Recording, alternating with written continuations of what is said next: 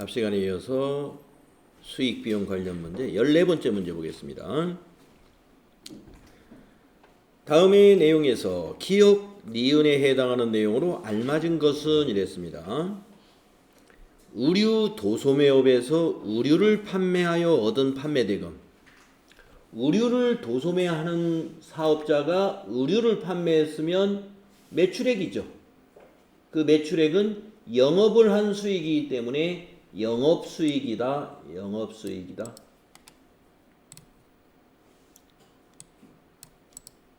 두 번째, 의류 도소매점 매장에서 사용하던 컴퓨터를 매각하여 얻은 이익이다. 컴퓨터는 비품이기 때문에 비품을 매각해가지고 얻은 이익은 유형자산 처분이익이죠. 개념과목으로 말하면 유형자산 처분이익은 영업수익인가요? 영업의 수익인가요? 영업비용인가요? 네, 영업의 수익이죠. 네, 그래서 3번이 답이 되는 것입니다. 다음 15번. 다음은 주식회사 한공의 업무일지 일부이다. 가와나의 회계 처리할 개정과목으로 옳은 것은 이랬습니다. 가는 고아원 장학금 500만원. 고아원에 장학금을 준 것은 영업활동과 관계가 없는 것이죠. 그래서 기부금으로 회계 처리해야 되겠네요. 기부금이다. 그 다음에 2번 직원 단합대 비용에 300만원. 직원 단합대회는 우리가 왜 해요? 예, 영업 잘해보자, 우리 장사 잘해보자 하고 하는 판매관리비죠. 네, 그래서 이거는 복리후생비다. 복리후생비. 그래서 답이 2번이 되겠습니다. 복리후생비. 2번 기부금 복리후생비. 다음에 16번 문제 볼까요? 당기순이익이 50만원이었으나 다음 결산정리 분계의 누락이 발견되었네요. 누락사항을 반영한 당기순이익은 얼마일까요? 이랬습니다. 네, 당기순이익을 50만원이라고 일단 계산을 해놨는데 밑에 두 가지를 누락했대요. 그러면은 이익에다 더해져야 되는지 빼야 되는지만 판단하면 되겠죠. 첫째, 이자 수익. 이자 수익이면 더해야 될까? 아니구나. 차기분 거래. 차기분 선수금액. 차기 거를 단기에 받았으면 단기에서는 빼줘야 되죠. 이거는 맞죠? 네, 차기 거니까 단기에서는 빼줘야 돼. 그래서 8만원은 마이너스. 두 번째 거, 임대료 하면 여러분이 수익이다. 이게 판단이 딱 서야죠. 임차료는 비용이다. 임대료는 수익이다. 단기분 미수. 우리는 돈을 안 받았어도 발생주의니까 어때요? 단기분이면 수익으로 발생시켜야죠. 그래서 이건 수익을 발생시켜야 되니까 이익에 이건 더해져야 돼요. 그래서 빼줘야 될 금액이 8만원, 더해져야 될 금액은 5만원이므로 두 개를 합치면은 마이너스 3만원이 된다. 그러면 50만원에서 마이너스 3만원이 답이 되겠죠. 47만원이 답이라는 것이죠. 이해되죠? 그 다음에 이제 결산의 절차. 이 결산의 절차도 이게 수익 비용과 관련이 있기 때문에 지금 여기에 같이 나왔습니다. 자, 1번 문제 보겠습니다. 우리가 결산할 때 수익 비용이 왜 관련이 있냐면은 수익 비용을 말이죠. 발생주의에 의해서 우리가 정리한단 말이에요. 발생주의에 따라서. 자, 그래서 1번 결산에 대한 설명 중 옳지 않은 것은 이랬는데 1번 결산은 예비 절차와 본 절차로 구분할 수 있습니다. 맞아요. 2번 결산과 가장 관련이 있는 회계의 과정은 기간별 보고다. 예, 우리가 결산이라는 것은 기간별로 보고하려고 반기 결산, 그 다음에 1년 결산을 하게 되는 것이죠. 3번 결산 작업을 통하여 재무제표가 산출된다. 맞죠? 예, 결산 작업을 통해서 재무제표를 만드는 거죠. 4번 결산은 현금주의에 따라 조정하는 것을 의미한다.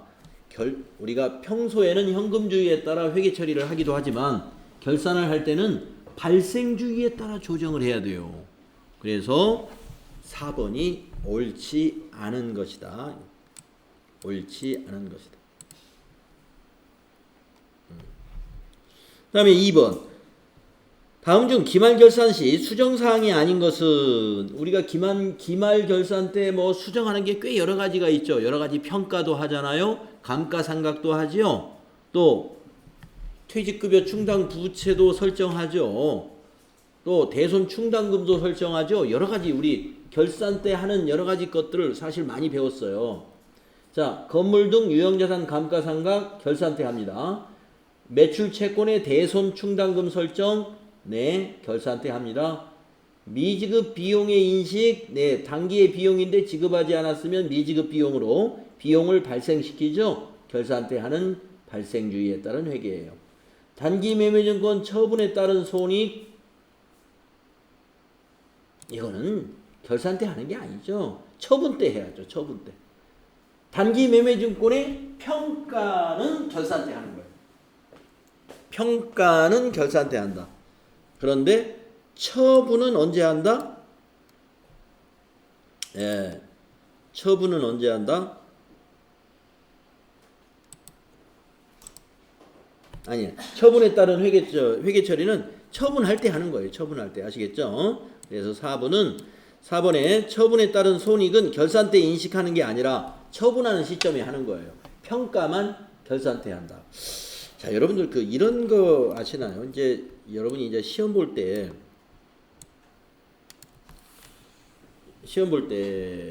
실기를 먼저 푸는 게 좋아요. 실기를 먼저 풀고 이론을 나중에 풉니다. 대개 다. 그러면 이론을 만약에 여러분이 실력이 이제 빨리빨리 풀고 나면은 시간이 모자라지 않겠지만, 우리가 이제 시간이 부족한 경우도 있어요. 그러면 이제 이론을 한 5문제밖에 못 풀었는데 15문제인데 뒤에 10문제나 있어. 근데 시간 다 됐네. 네. 자, 10초 남았습니다. 자, 저장하시고 이제 나가셔야 됩니다. 이제 뭐 10초 정도면 거의 다 된 거 아니에요? 그럼 포기해야죠. 나머지는 어떻게 해야 돼? 찍어야죠. 찍는데 옳지 않은 거를 물어보잖아요. 옳지 않은 거? 아닌 거? 옳지 않은 거, 아닌 거는요, 이 앞쪽에 있을 확률보다는 뒤쪽에 있을 확률이 더 높아요. 답이. 그러니까 혹시 찍을 땐 그렇게 찍는 게 좋겠다. 확률이 좀 높습니다. 밑에가. 왜냐하면 출제위원들이 옳지 않은 거 문제를 내면서 옳지 않은 답을 1번에 배치하는 일은, 그게 심리적으로 그래요. 심리적으로. 그러면 너무 쉬워져. 1번에다 딱 옳지 않은 답을 넣어버리면 그냥 보기 하나 있고서 답 딱 찍고 다음으로 넘어간단 말이에요. 그러니까 너무 쉽게 내는 게 좀 그런 거예요. 그래서 이 중간쯤에 넣거나 끝에 넣어요. 그러니까 이왕에 찍으려면은 어차피 옳지 않은 거 하면은 1번 찍지는 않았으면 좋겠다. 2, 3, 4번 중에서 그냥 마음 내키는 거로 찍는 거. 예. 이제 여러분이 한번 이제 이거 말고 기출 문제를, 실제 나왔던 문제를 보면서 한번 분석을 해보세요. 옳지 않은 거 이렇게 물었는데 옳지 않은 게 1번에 있는 경우도 물론 있긴 있습니다. 그러나 뒤에 있는 것이 더 확률적으로 와요. 지금 방금 우리가 연달아서 옳지 않은 거 했는데 지금 우연히 두 개 다 4번이야 답이. 그래서 지금 생각나서 한번 얘기해봤어요. 다음에 3번 소모품비 계정에 대한 설명으로 옳은 것. 네. 자, 이거 볼 줄 알아야죠. 여러분, 소모품 B가 뭐예요? 소모품 B는 비용이죠. 사변에 온 건 뭐예요? 비용이 발생했죠. 그럼 7월 20일 날은 어떤 해석을 한번 해볼까요? 7월 20일 날 40만 원의 비용이 발생했어요. 무엇으로? 보통예금으로. 이게 뭔 말이지? 소모품을 사고 비용 처리했구나. 그런데 돈은 보통예금으로 지급했구나. 말 되죠? 이게 그날이에요. 7월 20일. 자, 근데 대변에 보니까 전부 다 결산일이네요. 결산일 날 5만 원이라고 써놨어요. 또 밑에는 두 번째 줄은 결산일 날 35만 원이라고 써놨어요. 하하, 이거 봐라. 자, 7월 20일 날 40만 원어치 소모품을 사가지고 비용 처리했는데 결산일 날 이 두 개 합치기가 40만 원인데 35만 원은 손익계정으로 가고 5만 원은 소모품으로 갔네? 이 얘기예요. 소모품하고 소모품 B는 어떻게 다를까요? 이 소모품 B는 비용이에요. 근데 이건 뭘까요? 소모품. 재고 자산이죠. 재고. 소모품 중에서 재고, 아직 사용하지 않은 것입니다. 그래서 이걸 자산 처리한 거예요. 소모품은 우리 재고 자산에서 소모품 배웠죠? 소모품. 재고입니다. 재고 자산. 그리고 35만 원은 손익계정으로 갔다는 건 뭐예요? 손익계정 비용으로 갔다는 거예요. 우리가 여러분 그 회계의순환 과정할 때 수익과 비용은 마감할 때 어떻게 해요? 예, 차변합계 40, 대변합계 40 일치시킨 다음에 잔액을 갖다가 손익계정으로 대체하죠. 소모품비 대변에 적었으니까 요 35만 원은 손익계정 어디로 갈까요? 차변에 가가지고 뭐라고 적힐까요? 소모품비 35만 원. 네, 여기에 지금 손익계정이 하나 있다고 생각해야 돼요. 예, 그랬을 때 이것이 어떻게 잡히냐면 요 금액이 일로 와요. 손익계정 차변에 이 소모품 B라고 적고 소모품 B 35만 원 손익계정으로 이렇게 오는 거예요. 그러면 이 얘기가 됐죠? 예, 어떤 것인지 이거 다 파악이 된 거예요. 자, 정리하면 이거는 사용하지 않은 재고를 자산 처리한 겁니다. 자산으로 갖고 사용한 거는 손익계정으로 가서 손익계산서로 비용으로 반영이 된 거예요. 이날 40만 원 구입한 것이 이렇게 정리가 된 겁니다. 자, 그러면 이제 옳은 거 찾아봅시다. 1번 소모품 구입 시 자산으로 회계 처리한다. 아니죠. 20일 날 구입했는데 구입할 때 비용 처리했잖아요. 틀렸다. 자산이 아니에요. 비용 처리한. 2번 결산 시 손익계산서에 표시되는 소모품비는 35만 원.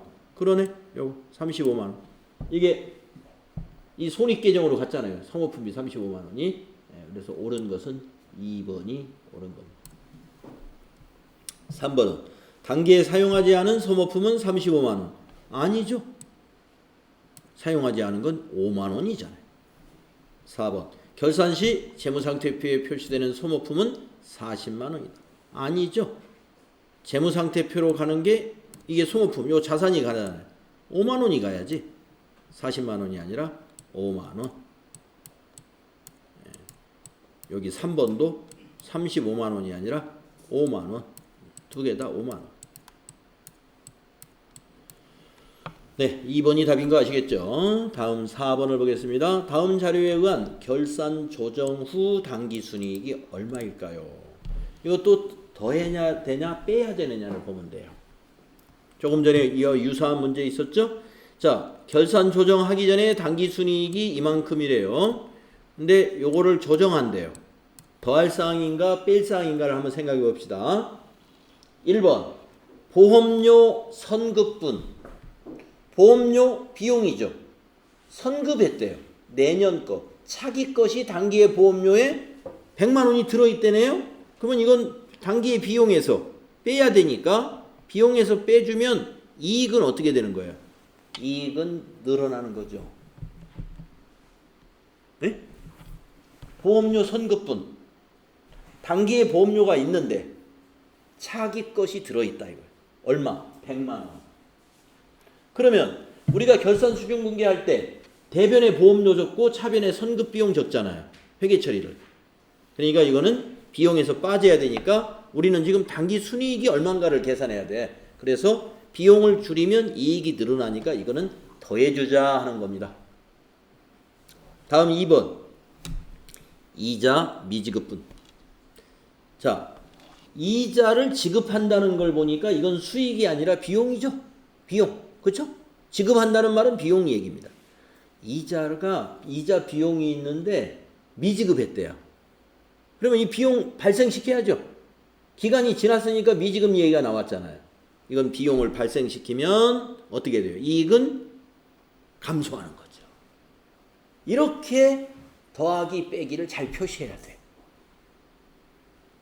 예, 요걸 분석을 잘 해야 돼요. 자, 그러면 더하는 것이 100만 원이고 빼는 게 200이니까 결국에 빼기 100만 원이 되는 거죠. 빼기 100만 원. 자, 현재 당기순이익이 1000만 원이니까 여기서 100만 원 빼면 900만 원이다. 답이 3번이다 하는 것이죠. 이렇게 논리적으로 우리가 판단을 해주면 됩니다. 네. 자, 여기까지로 이제 수익과 비용을 마쳤습니다. 네. 자, 그러면 이제 내부 통제제도 문제가 밑에 있는데, 뒤로 내부 통제제도를 앞에 이제 책에 한 장짜리 내용이 있어요. 근데 이 문제를 보면은 어떻게 나오는가 보세요. 내부 통제제도의 목적이 어떤 것이냐, 구성 요소가 어떤 것이냐, 대개 문제가 이렇게 나와요. 그 다음에 내부 통제제도의 효과와 한계가 어떤 것이냐, 또는 내부 회계관리제도는 뭐냐, 내부 회계관리제도, 이런 식으로 문제가 나옵니다. 아시겠죠? 자, 우리가 이제 앞으로 가서 뭘 공부할 거냐면 내부 통제제도의 목적이 무엇이고 구성 요소가 무엇이고 내부 통제제도의 한계는 없는가, 그 다음에 내부 회계관리제도는 또 내부 통제제도하고 어떤 다른 차이가 있는 것인가, 그거를 공부하고 여기 와서 이제 문제를 이거 안 풀어봐도 되겠는데, 풀어보도록 하죠. 자, 그러면 다시 앞으로 좀 가겠습니다. 107페이지로 갈까요?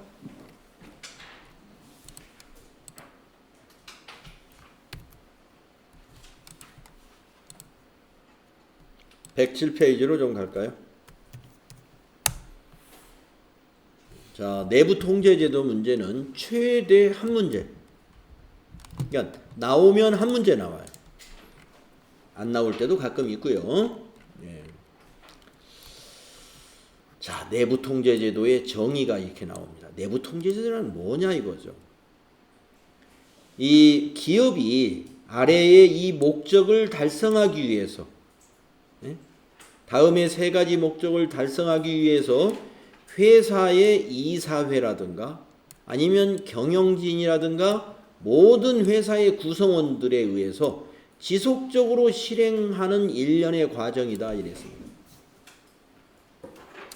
이 내부 통제 활동을 통해서 기업이 목표로 하는 그런 기업의 운영을 효율적이고 효과적으로 하기 위한 것이 1차적인 목적이 되고요. 내부 통제라는 걸 통해서 재무제표를 만들 때 그 재무정보가 매우 믿을만하다 하는 관계자들에게 신뢰를 줄 수가 있어요. 내부 통제가 잘 되고 있는 기업이라면. 그리고 또 내부 통제가 잘 일어남으로써 관련 법규라든가 여러 가지 관련 정책을 잘 준수하는 기업으로서 모범적인, 사회 모범적인 기업이 될 수가 있는 것입니다. 그러니까 우리가 이 회계하고 내부 통제를, 왜 회계에서 내부 통제 얘기가 나오느냐, 우리가 내부 통제를 하도록 하고 있어요. 내부 통제를 해라. 그래서 이것이 또 회계하고 관련 있는 게 뭐냐면 내부 통제 안에는 중요한 것이 또 회계가 있어요. 무엇보다도 이것이 중요하잖아요. 여기 회계하고 직접 관련이 있는 거예요. 재무정보, 우리 재무보고서, 이 재무보고서, 우리가 지금 배우고 있는 게 재무제표를 만드는 걸 지금 배우는 거지 않습니까? 그런데 우리 회사가 만들고 있는 이 재무보고서를 이 사회에서 믿으려고 하질 않아. 저 회사 엉터리일 거야. 그럼 뭐 신뢰가 무너진 거죠. 그래서 우리 회사는 믿을 만한 회사다 하는 것은 뭐예요? 우리 회사는 아주 완벽한 내부 통제 제도를 운영하고 있다. 이런 것이 보여져야 되겠죠.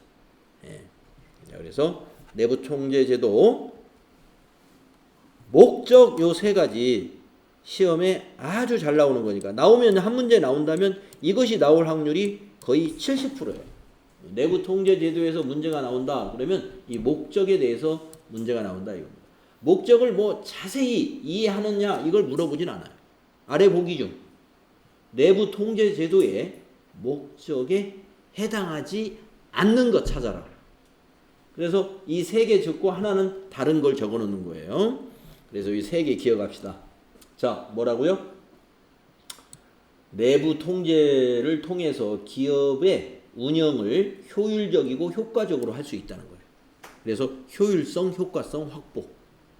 두 번째, 우리 회사에서 만든 재무 정보를 다 믿어준다는 거예요. 신뢰성을 얻을 수 있다. 확보. 그 다음에 세 번째, 관련 법규나 정책을 잘 준수하는 기업이 될 수가 있어요.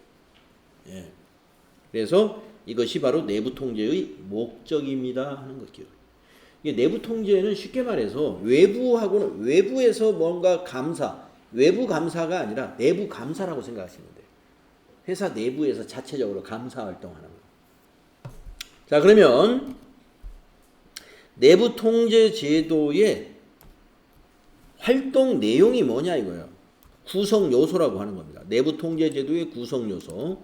우리가 내부 통제 제도를 내부 통제 제도가 굴러가기 위해서는 그 기업의 환경적인 요소가 있고 또 위험에 대해서 평가하는 위험 평가 내용이 있고 그다음에 통제 활동이 필요하고 그리고 원만한 정보 및 의사소통이 가능해야 되고 그 다음에 계속 어떤 문제가 없는지 체크를 하는 모니터링이라고 하죠. 그래서 이 다섯 가지가 내부 통제제도의 구성 요소입니다. 자, 통제 환경이라는 건 뭐냐? 우리가 그 기업의 여러 가지 기초적인 개념을 말하는 거예요. 기초를 이루고 있는 개념. 자, 뭐가 될까요?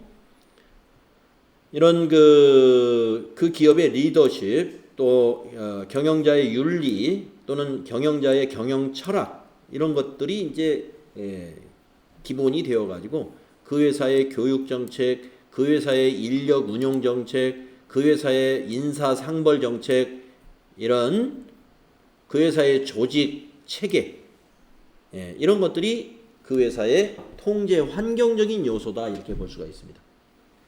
두 번째, 위험 평가. 위험을 지속적으로 관리한다는 뜻이에요.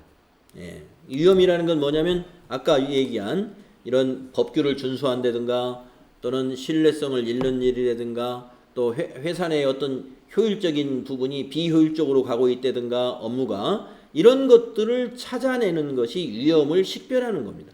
그래서 회사 내에 위험을 식별하고 그것을 평가 분석하는 활동을 위험평가 활동이라 그래요. 내부 통제제도의 구성 요소에 해당이 되고 그 다음에 통제 활동. 이건 이제 내부 통제제도의 대부분의 활동이 다 통제 활동입니다. 그래서 문서 업무 분장표가 있느냐 또 모든 업무를 문서와 서류로 잘 보관하고 있는지 또는 승인이나 결제 이런 전결 규정 같은 것이 규정이 잘 만들어져 있는지 또 책임이라든가 이런 감독의 이런 것은 업무 분장에서 잘 나오겠죠. 또 자산의 보호 체계 이런 것 등이 잘 갖춰져 있는 제반 활동 이런 것을 우리가 통제 활동이라고 하는 겁니다.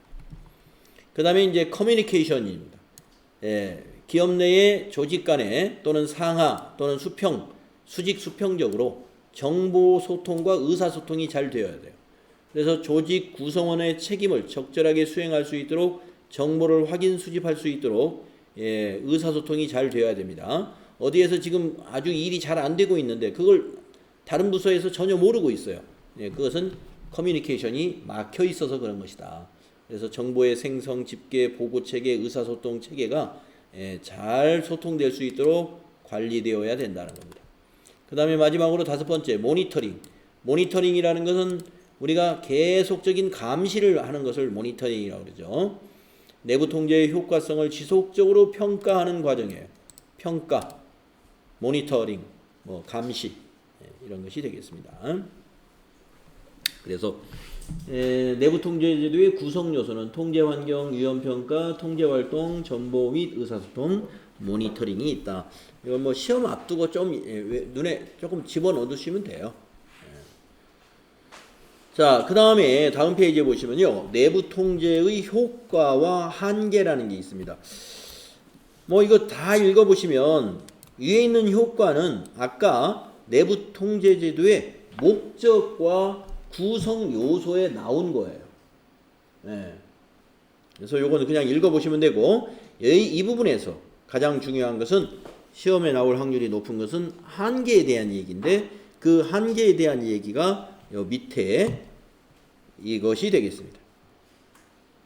내부 통제 제도, 어떠한 내부 통제 제도라 하더라도 사람들에 의해서 운영을 하는 것이기 때문에 내부 통제 제도가 모든 위험을 완벽하게 통제할 수는 없다는 것을 우리는 알고 있어야 된다는 거예요. 자, 우리 회사는 내부 통제 제도가 대한민국에서 또는 세계에서 제일 잘 갖춰져 있다. 우리 회장님이나 사장님, 경영진들의 도덕성이라든가 또는 기업 운영 이념이라든가 이런 것들도 아주 모범적이고 대단하다. 자, 그러면 그 회사는 아무런 위험이 없을까요? 아무런 사고나 이런 것이 없느냐 이겁니다. 그럴 수는 없는 거예요. 우리는 모든 제도라든가 또는 우수한 인재들을 우리가 채용을 해서 조직이 돌아가긴 하지만 그건 결국에 사람이 하는 건데, 우리 사람은 항상 어디에 노출되어 있어요? 여러 가지 위험에 노출되어 있습니다. 왜냐하면 일을 하다 보면은 말이죠, 여러 가지 꼬임에 넘어갈 수도 있어. 꼬임에. 내가 약점이 잡혀가지고 상대방이 막 내 약점을 파고 들어오면 이 꼬임에 넘어갑니다. 또 피로가 쌓이면 정상적인 판단을 못하는 판단 착오를 가져올 수도 있어요. 그래서 우리가 세상에 완벽한 인간은 없다. 아마 여러분도 점점 이렇게 경험을 하면서 어떻게 저런 분이 저럴 수가 있지? 깜짝깜짝 놀라는 일을 아마 당하게 될 거예요. 이해해야 되죠. 우리가 믿고 있는 신도, 신은 완벽하겠죠. 완벽하니까 많은 사람들이 믿고 있을 텐데, 인간이 왜 신을 믿으려고 해요? 우리 인간이 완벽할 수 없으니까 그런 거죠. 우리가 가장 완벽하다고 생각하는 나의 아버지, 어머니, 우리 자녀들이 성장하면서 어떻게 합니까? 부모님한테도 실망하죠. 부모님이 초등학교 한 1학년 때까지만 해도 우리 부모님이 최고, 우리 아버지는 못하는 게 없어요. 그래서 그렇게 우러러 보이고 좋아하고, 어버이날은 막 존경합니다 편지 쓰다가 중학생 가면은 별로 존경할 게 없는 것 같은데 하면서 이제 편지 같은 거 잘 안 쓰고 이렇게 되죠. 자, 대개 사람들이 다 그래요. 자, 그래서 우리는 이 내부 통제 제도가 모든 위험을 다 완벽히 통제할 수 없다는 것을 우리는 한계점으로 알고 있어야 된다는 겁니다. 그러니까 여러분 보기에 완벽하게 통제할 수 있다, 그러면 그게 답이에요. 틀린다. 틀린다. 그렇게 찾으시면 된다. 자, 그 다음에 이제 내부 회계관리제도가 나옵니다. 내부 회계관리제도는 내부 통제 제도에 속해 있는 거예요. 그러니까 내부 통제 제도 안에는 우리 기업이 회계의 기능만 있는 것이 아니라 인사, 총무, 구매, 생산, 영업, 다양한 기능들이 기업 내에 존재하는 거죠. 각각의 기능마다 다 관리 시스템이 있고 관리 제도, 통제 제도가 있어요. 그 중에서 우리는 회계를 배우니까 내부 회계관리제도를 따로 여기서 빼낸 겁니다. 그러니까 내부 통제제도와 내부 회계관리제도가 전혀 다른 게 아니에요. 내부 통제제도 안에 내부 회계가 있는 거다. 이렇게 보시면 된다. 자, 그러면 우리 내부 회계관리제도의 목적이라고 그럴까요? 이런 것은 뭐겠느냐? 아까 그 내부 회계관리제도는 내부 통제제도의 목적 중에 이런 것이 있었죠. 재무정보의 신뢰성 확보라는 두 번째 목적인가가 있었습니다. 바로 이겁니다. 내부 회계관리제도는 재무정보의 신뢰성을 확보하는 것이 가장 중요한 거예요. 가장 중요하다. 그 신뢰성을 확보하기 위한 목적으로서 우리 내부 회계관리제도가 잘 운영이 돼야 돼요. 그러려면은 자산 보호에 관한 여러 가지 통제 시스템이 있어야 된다. 우리가 재무제표에 자산을 표시하고 있잖아요. 그런데 그 표시된 자산이 제대로 잘 표시되어야 없는 것이 표시됐다든가 또 있는데 표시를 안 한다든가 이런 일이 없어야 되겠죠. 그러려면은 어떻게 해야 돼요? 재고자산에 대한 거라든가 유형자산 이런 거에 대해서 사실 확인을 잘 해야 되죠. 그래서 재고자산이 예를 들어서 여기서 재고자산이 보관되어 있는 창고에 대한 물리적인 접근을 통제하고 주기적으로 재고 실사를 수행하는 것이 이 회계 관리제도에서도 중요한 거다 이거. 그러니까 우리가 장부에서만 뭐 지금 상품 재고가 얼마다 이렇게 해서 그거를 갖다가 자산으로 표시한다든가 뭐 이렇게 숫자 노릇만 할 것이 아니라 회계에서도 재고 실사를 주기적으로 좀 실시해야 된다. 그런 얘기가 되겠습니다. 그래야만이 없는 자산이 표시된다든가 또 가보니까 더 많아. 표시가 안 된 게 있어. 이런 것들이 발견돼야 된다는 거죠. 그래서 꼭 실물을 확인해라 하는 거예요. 장부만 처리하지 말고 수량 차이나 이런 것들을 확인해라. 그 다음에 두 번째는 우리가 부정 방지인데 우리가 내부 관리제도에서 그 여러 가지 그 뭐 규정을 지키지 않는 거 이런 것들도 있지만 우리 회계에서는 또 자금과 관련되는 거기 때문에 여러 가지 그 회계 부정 같은 것이 있을 수가 있습니다. 회계 부정 같은 경우는 대개 실무진에서 일어나는 것보다는 경영진의 권한 남용으로 일어나는 일이 더 많아요. 그래서 이 회계 부정에서는 이 최고 경영진 경영진의 권한 남용을 통제할 수 있는 그런 부정 방지 프로그램이 존재하느냐 없느냐 요게 굉장히 중요합니다. 그래서 만약에 적절한 경영진의 권한 남용을 통제할 수 있는 그런 내부 회계 부정 방지 시스템이 잘 갖춰져 있어야 되고요. 만약에 경영진의 권한 남용이 있을 때 어떤 일이 있어야 돼요? 내부 고발 제도가 잘 활성화되어 있어서 내부 고발이 일어나도록 제도화되어야 되고 혹시 내부 고발자가 내부 고발을 했더니 왕따가 되어가지고 나중에 회사에서 쫓겨났다. 또 그런 일도 없어야 되겠죠. 그러려면은 내부 고발자에 대해서 철저히 잘 보호하는 회사 내의 어떤 구조적인 또 프로그램도 좀 있어야 된다.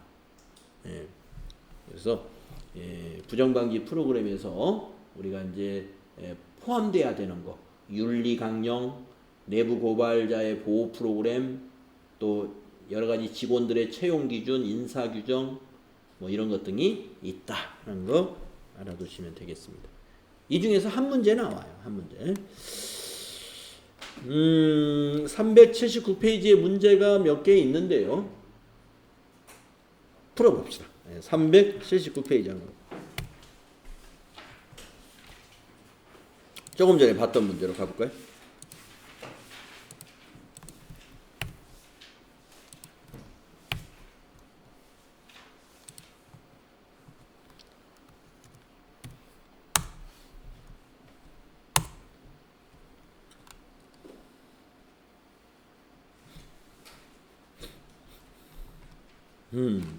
자, 1번 보세요.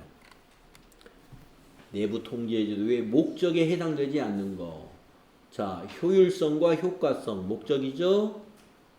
재무정보 신뢰성 목적이죠. 법규 및 정책의 준수 목적에 해당되죠. 네. 4번은 그럴듯하지만 경영 성과를 극대화한다는 것은 우리가 경영 성과가 뭐예요? 이익을 내는 거잖아요. 이익을 극대화하려고 내부 통제를 하는 것은 결코 아닙니다. 하다 보면 이익이 많이 나겠죠. 왜냐하면 운영을 효율적으로 하다 보면 효과적으로 하다 보면은 불필요한 것들이 없으니까 우리가 결국에는 경영 성과도 좋게 나오겠지만 그 자체 경영 성과를 높이는 그 자체가 내부 통제의 목적은 아니에요. 내부 통제는 재무정부의 신뢰성을 확보하고 기업이 효율적이고 효과적으로 운영되는 그래서 정책과 법규를 잘 준수하는 것을 목표로 하는 거예요. 다음 2번 내부 통제 제도의 구성 요소에 해당하지 않는 것. 통제 환경 있었죠? 이거 없었죠. 고객 관계는 내부 문제가 아니죠. 우리가 고객 관계는 이제 대개 외부의 문제입니다. 소비자 보호, 애프터 서비스 이런 문제는 내부적인 어떤 문제가 아니라 소비자 외부의 불만을 해결하는 문제니까 이거는 내부 통제의 구성에는 해당이 안 돼요. 그러나 아까 통제환경, 통제활동, 유연평가 여기 또 모니터링 하나 들어가고 그 다음에 또 뭐가 들어가지? 정보 및 의사소통 이런 것들이 들어갔죠. 그 다음에 3번 다음 중 내부 통제제도의 효과와 한계에 대한 설명으로 옳지 않은 거. 네, 1번 볼까요? 효과적인 내부 통제제도는 경영진의 업무 성과를 측정하는 데 기여할 수 있어요. 효과적인 내부 통제제도는 직원의 위법 행위를 신속히 발견할 수 있게 됩니다. 3번 효과적인 내부 통제를 통해서 모든 위험을 통제할 수 있다. 이게 틀렸다는 거예요. 모든 위험이라는 거예요. 모든 위험을 통제할 수는 없다 그래야죠. 있다 하면은 내부 통제제도에 어떤 한계가 없다는 거 아니에요. 내부 통제제도만 잘 갖춰져 있으면 안심해도 된다 이런 말이 되는데 그렇지는 않다. 그래서 3번이 옳지 않다. 다음 4번 효과적인 내부 통제제도는 회사가 시적절한 대응 조치를 취할 수 있게 한다. 맞고요. 다음 4번 내부 회계관리제도 대한 설명으로 옳지 않은 거. 1번 내부 회계관리제도는 운영 목적이나 법규 준수 목적과 관련된 통제 절차를 포함하지 않는다. 법규 준수? 해야죠. 이거 틀렸네요. 이거는 옳지 않은 게 1번에 있네. 내부 회계관리제도도 내부 통제제도의 일환이라 그랬죠. 그렇기 때문에 법규 준수라든가 통제 절차에 다 포함이 되는 것입니다. 그 다음에 2번 내부 회계관리제도는 재무정보의 신뢰성 확보를 주목적으로 한다. 맞았죠? 3번 내부 회계관리제도는 자산의 보호 및 부정방지 프로그램이 포함된다. 아까 뭐 재고조사를 실시한다든가 그런 얘기는 있었죠? 맞고. 4번 내부 회계관리제도와 내부 통제제도는 밀접한 관계가 있다. 있는 거죠. 두 개가. 그래서 1번이 틀린 것이다. 다음 5번. 다음 중 내부 회계관리제도에 대한 설명으로 옳지 않은 것은 이랬습니다. 1번 자산보호와 관련된 통제는 승인되지 않은 자산의 취득 등을 예방 적발하는 체계다. 맞아요. 부정방지 프로그램은 부정을 예방 적발하는 체계를 말한다. 맞아요. 경영진의 권한 남용에 대한 부정방지 프로그램이 없는 경우 통제상 중요한 취약점이 된다. 맞아요.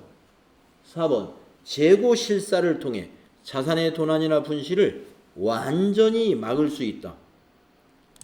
우리가 재고조사를 한다고 해서 도난을 완전히 막을 수 있나요? 그렇지는 않죠. 예방을 할 수는 있겠죠. 자주자주 조사를 하니까. 그래서 뭔가 완전히 막을 수 있다. 모든 위험을 완전히 통제할 수 있다. 이런 건 틀린 거예요. 그래서 4번이 옳지 않은 것이다. 뭐 이 정도로 문제가 나올 겁니다. 자, 그러면 이제 우리가 정리를 좀 해볼까요? 예, 2장이 다 끝났습니다. 재무회계 이론이 끝났어요. 네, 이제 우리 이론은 3장으로 끝납니다. 3장이 뭐냐? 부가가치세 이론이 되겠죠. 그래서 10분간 쉬었다가 다음 시간에 113페이지 부가가치세 이론으로 넘어가겠습니다.